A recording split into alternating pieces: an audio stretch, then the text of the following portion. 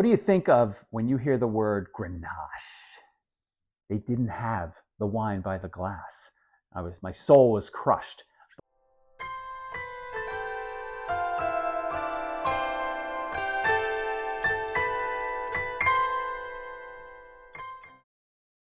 Hey, welcome back to the Wine Advent Calendar for 2024 from Drinking It In. We are on day 17.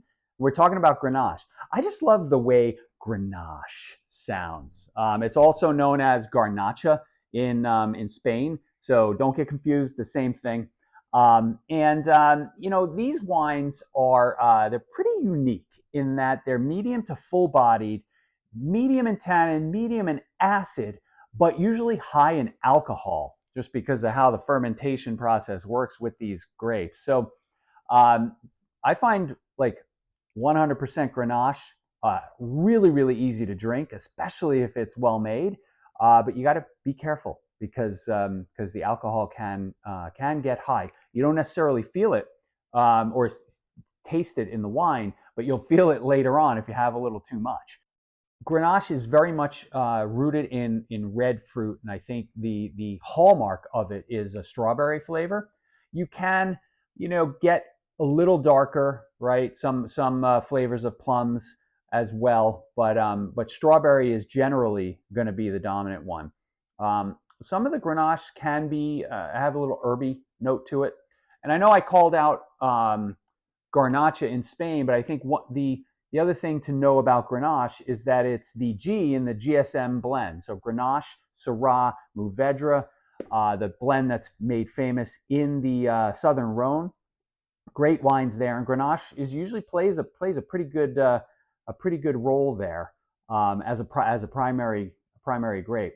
I think the wine I want to feature here today I haven't had in a bunch of years, but it's a wine from T-Vine Cellars in Calistoga, California, which is a northern part of Napa Valley.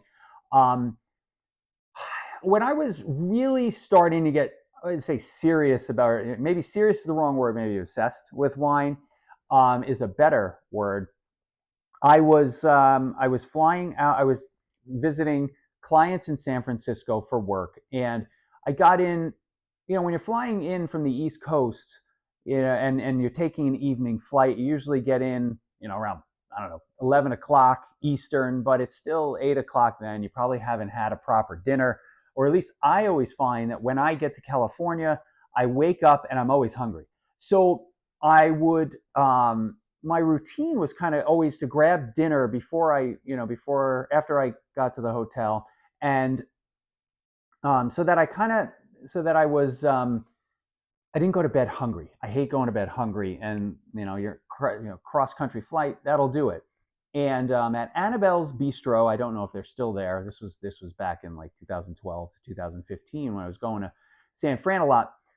They had T-Vine Grenache by the glass, and I took so I ordered a glass. I took a sip, and I was just blown away by how delicious it was.